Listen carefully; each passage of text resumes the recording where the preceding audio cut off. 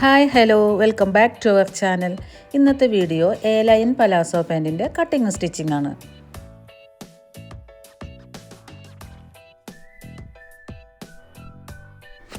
2.5 metre തുണിയാണ് എടുത്തിട്ടുള്ളത്. എക്സലാണ് size വരുന്നത്.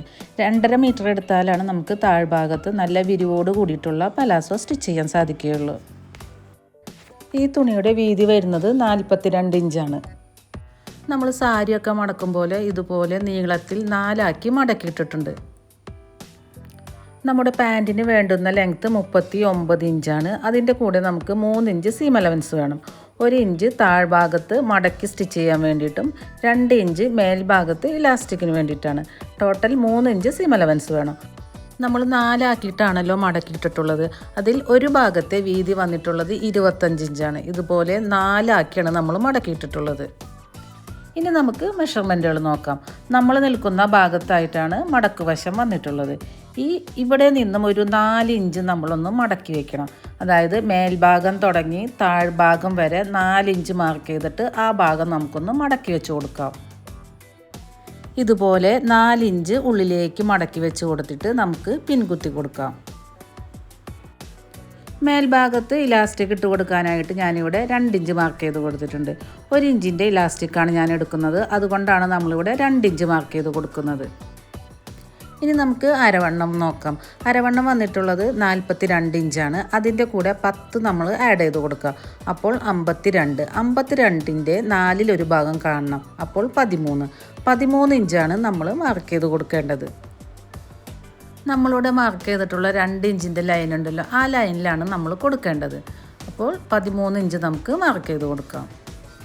ശേഷം നമ്മൾ മാർക്ക് ചെയ്ത 13ൽ നിന്ന് താഴേക്ക് നമുക്ക് ക്രോച്ച് ലെങ്ത്ത് മാർക്ക് ചെയ്ത് കൊടുക്കാം. അത് നമ്മൾ നോക്കേണ്ടത് നമ്മുടെ അരവണ്ണം വന്നിട്ടുള്ളത് 42 ആണ്. 42 ഡിവൈഡഡ് ബൈ 3 14 ഇഞ്ചാണ് നമ്മൾ കൊടുക്കേണ്ടത്. ഇനി 1 ഇഞ്ച് കൂടുതലാക്കിയിട്ട് ഞാനിവിടെ 15 കൊടുക്കുന്നുണ്ട്. ഇനി ഇവിടെ നിന്നും അങ്ങോട്ടേക്ക് നമുക്ക് ഷേപ്പ് ചെയ്യാനായിട്ട് 4 ഇഞ്ച് മാർക്ക് ചെയ്ത് കൊടുക്കണം. സാധാരണ നമ്മൾ 2, 2.5, 3 ഒക്കെയാണ് കൊടുക്കാറുള്ളത്. എന്നാൽ ഇവിടെ 4 ഇഞ്ച് കൊടുക്കണം.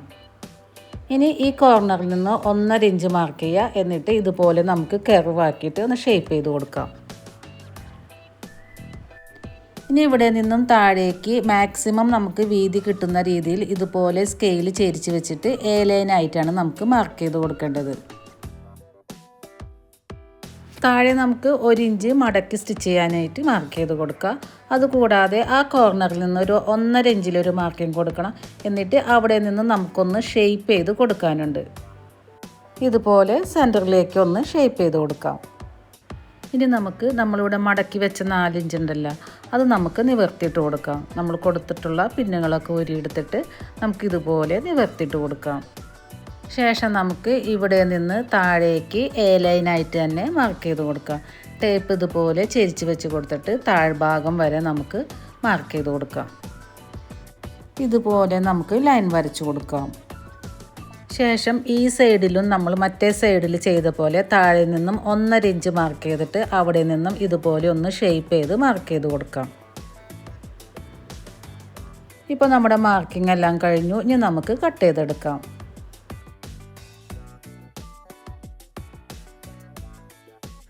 അപ്പോൾ കട്ട് ചെയ്ത് കഴിഞ്ഞപ്പോൾ ഇതുപോലുള്ള 4 പീസാണ് നമുക്ക് കിട്ടിയിട്ടുള്ളത്. ഇനി നമുക്ക് ഇതുപോലെ 2 പീസ് ചേർത്ത് വെച്ചിട്ട് ക്രോച്ച് ഏരിയ നമുക്കൊന്ന് സ്റ്റിച്ച് ചെയ്തെടുക്കാം. രണ്ടിൻ്റെയും നല്ല ഭാഗങ്ങൾ തമ്മിലാണ് ചേർത്ത് വെക്കേണ്ടത്. അതിനുശേഷം മേലേന്ന് ക്രോച്ച് വരെ 1/2 ഇഞ്ചിൽ നമുക്കിതുപോലൊരു മാർക്കിംഗ് കൊടുക്കാം. എന്നിട്ട് ആ മാർക്കിങ്ങിലൂടെ നമുക്ക് സ്റ്റിച്ച് ചെയ്തെടുക്കാം. 2 സ്റ്റിച്ച് വീതം കൊടുക്കാം. അതുപോലെ തന്നെ അടുത്ത പീസിൻ്റെ 2 നല്ല ഭാഗങ്ങൾ തമ്മിൽ ചേർത്ത് വെച്ചിട്ട് മേലേന്ന് തുടങ്ങി ക്രോച്ച് ഏരിയ വരെ നമുക്ക് 1/2 ഇഞ്ചിൽ സ്റ്റിച്ച് ചെയ്ത് കൊണ്ടുവരാം. 2 സ്റ്റിച്ച് വീതം കൊടുക്കാം. ശേഷം നമുക്ക് ഇതുപോലെ ഒന്ന് ഓപ്പൺ ചെയ്ത് വെക്കാം. എന്നിട്ട് 1ാമത്തെ പീസിൻ്റെ മേലേക്ക് 2ാമത്തെ പീസും ഇതുപോലെ ചേർത്ത് വെച്ച് കൊടുക്കാം. 2ൻ്റെ നല്ല ഭാഗങ്ങൾ തമ്മിലാണ് ചേർത്ത് വെക്കേണ്ടത്. ഇനി നമുക്ക് 2 സൈഡിലും ജോയിൻ ചെയ്തെടുക്കാം. മേലെ തുടങ്ങി താഴ്ഭാഗം വരെ നമുക്ക് സ്റ്റിച്ച് ചെയ്തെടുക്കാം. 1/2 ഇഞ്ചിൽ സ്റ്റിച്ച് ചെയ്തെടുക്കാം. അതുപോലെ തന്നെ ഓപ്പോസിറ്റ് സൈഡിലും മേലേന്ന് തുടങ്ങി താഴ്ഭാഗം വരെ 1/2 ഇഞ്ചിൽ സ്റ്റിച്ച് ചെയ്ത് കൊണ്ടുവരാം. ഇപ്പോൾ 2 സൈഡും സ്റ്റിച്ച് ചെയ്ത് കൊണ്ടുവന്നിട്ടുണ്ട്. ഇപ്പോൾ നമ്മുടെ ഫ്രണ്ട് പീസും ബാക്ക് പീസും തമ്മിൽ അറ്റാച്ച് ആയിട്ടുണ്ട്. ഇനി നമുക്ക് ചെയ്യേണ്ടത് താഴ്ഭാഗത്താണ്. പാൻറ്റിൻ്റെ താഴ്ഭാഗത്ത് നമുക്ക് മടക്കി സ്റ്റിച്ച് ചെയ്ത് കൊടുക്കാം. ആദ്യം നമുക്ക് 1/2 ഇഞ്ചിൽ മടക്കി സ്റ്റിച്ച് ചെയ്ത് കൊടുക്കാം. അതിനുശേഷം ഒന്നും കൂടി മടക്കി സ്റ്റിച്ച് ചെയ്തെടുക്കാം. ഇപ്പോൾ 2 കാലിൻ്റെയും താഴ്ഭാഗം നമ്മൾ മടക്കി സ്റ്റിച്ച് ചെയ്ത് കൊണ്ടുവന്നിട്ടുണ്ട്. അടുത്തതായിട്ട് നമുക്ക് പാൻറ്റിൻ്റെ താഴ്ഭാഗത്ത് നിന്ന് ക്രോച്ച് ഏരിയ വരെ സ്റ്റിച്ച് ചെയ്ത് കൊണ്ടുവരണം. താഴെ നമുക്കൊരു 1 ഇഞ്ചിൽ സ്റ്റിച്ച് ചെയ്ത് കൊണ്ടുവരാം.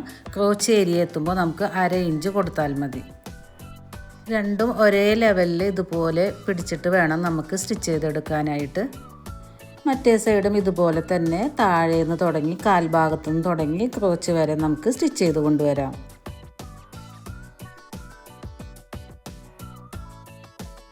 ഇപ്പോൾ നമ്മുടെ പലാസോ പാൻറ്റിൻ്റെ താഴ്ഭാഗത്ത് സ്റ്റിച്ചിങ് കഴിഞ്ഞിട്ടുണ്ട്. അടുത്തതായിട്ട് നമുക്ക് മേൽഭാഗത്ത് ഇലാസ്റ്റിക് വെച്ച് കൊടുക്കാം. ഇനി മേൽഭാഗത്ത് ആദ്യം തന്നെ 1/2 ഇഞ്ചിൽ ഇതുപോലെ മടക്കിയിട്ട് ഫുള്ളായിട്ട് നമുക്ക് റൗണ്ടിൽ സ്റ്റിച്ച് ചെയ്ത് കൊണ്ടുവരാം. ഇപ്പോൾ ഇതേ ഫുള്ളായിട്ട് സ്റ്റിച്ച് ചെയ്ത് കൊണ്ടുവന്നിട്ടുണ്ട്. അതിനുശേഷം നമുക്ക് 1 ഇഞ്ചിൽ മടക്കി കൊടുക്കാം. എന്നിട്ട് നമുക്കിതുപോലെ തന്നെ ഫുള്ളായിട്ട് സ്റ്റിച്ച് ചെയ്തെടുക്കാം. നമ്മളിവിടെ 1 ഇഞ്ചിൻ്റെ ഇലാസ്റ്റിക്കാണ് ഇട്ട് കൊടുക്കുന്നത്. കെട്ടിട്ട് കൊണ്ട് നമുക്ക് തുടങ്ങാം. ചുറ്റിനും നമുക്ക് ഇതുപോലെ സ്റ്റിച്ച് ചെയ്ത് കൊണ്ടുവരാം.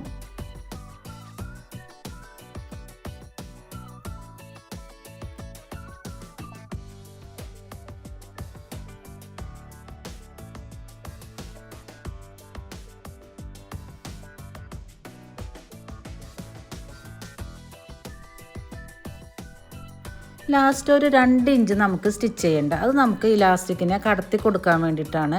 അപ്പോൾ അതുവരെ സ്റ്റിച്ച് ചെയ്തിട്ട് നമുക്ക് കെട്ടിട്ട് കൊണ്ട് നിർത്താം.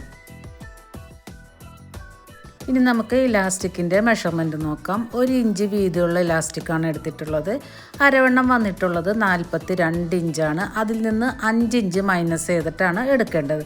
അപ്പോൾ 37 ഇഞ്ചാണ് നമ്മൾ ഇലാസ്റ്റിക്കിൻ്റെ ലെങ്ത് എടുക്കേണ്ടത്.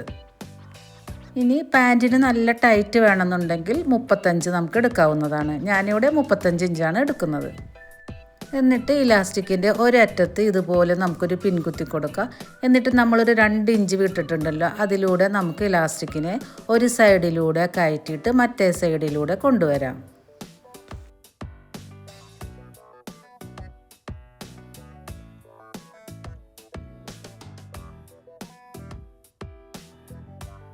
ഇതുപോലെ മറ്റേ സൈഡിലൂടെ കൊണ്ടുവന്നിട്ട് പിന്ന് മാറ്റിയിട്ട് നമുക്ക് ഇലാസ്റ്റിക്കിൻ്റെ 2 തലഭാഗങ്ങൾ തമ്മിൽ ഇതുപോലെ കൂട്ടി വെച്ചിട്ട് നമുക്ക് ഒരു 5-6 സ്റ്റിച്ചിട്ട് കൊടുക്കാം.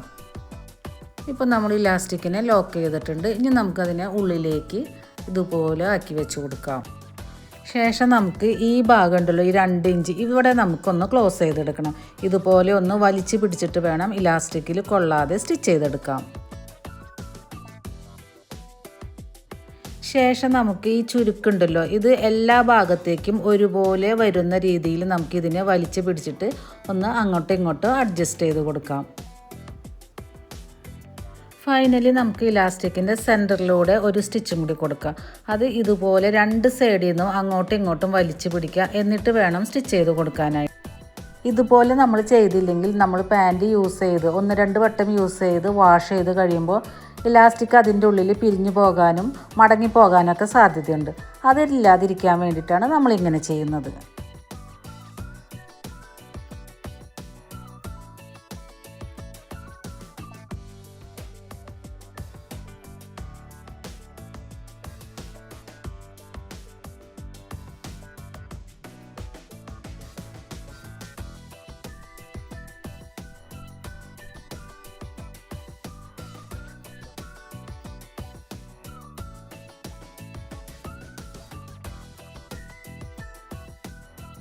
നല്ല ഫ്ലെയറിലാണ് നമുക്ക് ഈ പാൻറ്റ് കിട്ടിയിട്ടുള്ളത്. ഒരു സൈഡിൽ ഒരു ഭാഗത്ത് നമുക്ക് കിട്ടിയിരിക്കുന്നത് 23 ഇഞ്ചാണ്. അതായത് ഒരു കാലിൻ്റെ വിടുത്ത് വരുന്നത് 2 സൈഡും കൂട്ടിയിട്ട് 46 ഇഞ്ചാണ്. അപ്പോൾ ഒരു കാലിന് 46 ഇഞ്ച് വിടുത്ത് നമുക്ക് കിട്ടുന്നുണ്ട്. കാൽഭാഗത്ത് നമ്മളിതുപോലെ സ്റ്റിച്ച് ചെയ്തെടുത്തിട്ടുണ്ട്. ഇനി ഇത്ര ഫ്ലെയർ വേണ്ടാന്നുണ്ടെങ്കിൽ 2.25 മീറ്റർ തുണി എടുത്താലും മതി. അപ്പോൾ വീഡിയോ എല്ലാവർക്കും യൂസ്ഫുൾ ആവുമെന്ന് വിശ്വസിക്കുന്നു. വീഡിയോ ഇഷ്ടമായാൽ സബ്സ്ക്രൈബ് ചെയ്ത് സപ്പോർട്ട് ചെയ്യണേ.